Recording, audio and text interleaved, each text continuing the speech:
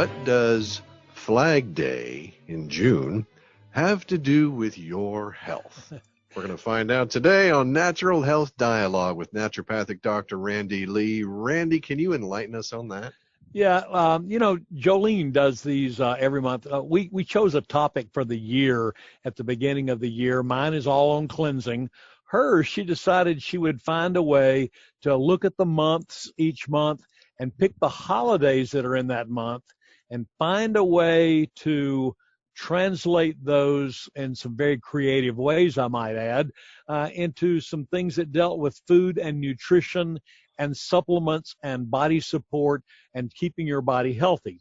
So during the month of June, there are 3 holidays that she wrote about here. It's a lengthy article, hers always are, but if you're interested in the research of holidays and how you can relate those to important food nutrient ideas, then take a look at that blog, print it off, make yourself a little notebook of it, and you'll find out that you got a lot of information that you can refer back to. The first holiday she mentions in June is Flag Day. And I said, in the United States, Flag Day is celebrated on June 14th this year. It's recommended, it commemorates the adoption of the flag in the United States on June 14th of 1777.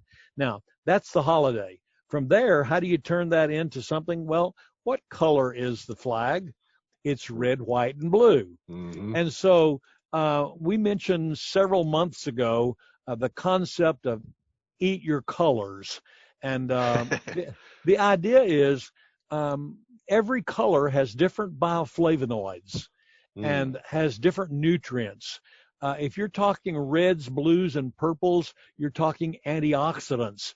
Foods that are rich in, really rich in antioxidants slow down cellular damage, get rid of free radical damage, those kinds of things. Those turn out to be foods which are not only foods but fruits and berries as well, that are red, purple, and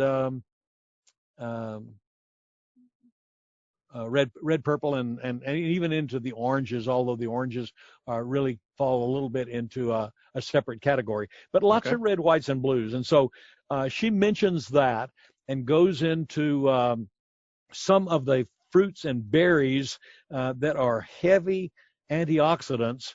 Things that have lycopenes, proanthocyanidine. There's a big word for you. But that actually is an antioxidant form, and the cyan in the middle of that, to people who do any printing or anything, that's a blue-red color. That's one of the colors. If you do cyan, you're going to end up with color printing. So those proanthocyanidines are in your red, blue, and purple fruits and vegetables. And then vitamin A is a beta-carotene, vitamin C, magnesium. Those are all foods that you're going to find in the red, white, and blue spectrum. And she spends a bunch of pages talking about specifically what some of those foods will do in your body. What do you get out of a strawberry? What do you get out of a cherry? What do you get out of a raspberry? Red bell peppers. What's the benefit of doing red bell peppers instead of green bell peppers? If you have interest in those kinds of things, this is the article for you. They don't really have anything to do with Flag Day, but they do have something to do with red, white, and blue, which is something that we celebrate on Flag Day, and that's the way she broke it up to make it work. And maybe it's a good reminder. I probably won't, look at it the same after this.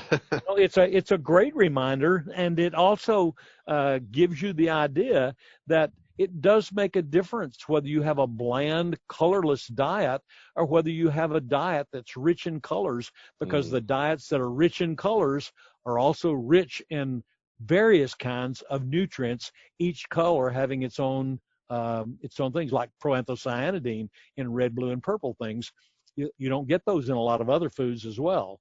So at the end of that particular stuff, she talks about some natural occurring common ailments or conditions that you can have if you don't have these red, whites, and blues in your diet. Anxiety, blisters, bruises, cold and the flu, those kinds of things. So that's all. She put it under Flag Day. It's wonderfully done. It's a way to focus us on a category of food groups that we might not otherwise put into those kinds of categories. The second holiday that she mentioned is Father's Day. Now, you may remember that some months ago we covered Mother's Day and some of the nutrients that were specific to women. Well, this is your little compendium, your little categorization of things that are healthy for men. So men's health is covered under Father's Day. Mm. Says in men, the symptoms of aging are often found as a result of a growth hormone or testosterone decline. So she starts off talking about some of those things that are specific to men, and then she goes into different kinds of hormones that men have, and then what kind of foods can you get those from. So if you're a man, or if you have a man in your life and you want to help him to stay healthy in his manhood, then here's some great things that you can do here. Wild yams, black cohosh, dandelions, saw palmetto. If I say saw palmetto, most of my clients will say prostate, because that's the primary thing that we use for prostate health. She mentions it here as well, along with ashwagandha, schizandra. So if my kids give me black cohosh for Father's Day, that is a sign they love me. That's a sign they love you. They want you to stay as a healthy man. You got it. You got it. Then she mentioned some foods that can help in this process. Those were some herbs and things that we use, but just straight foods. Things like honey contains boron, and boron is healthy for a man. Eggs, almonds, oysters. Most guys know that oysters help with your sex drive. It just so happens that they're got a lot of testosterone, or testosterone precursors in them, and so your body is helped in developing and making testosterone if you eat some oysters.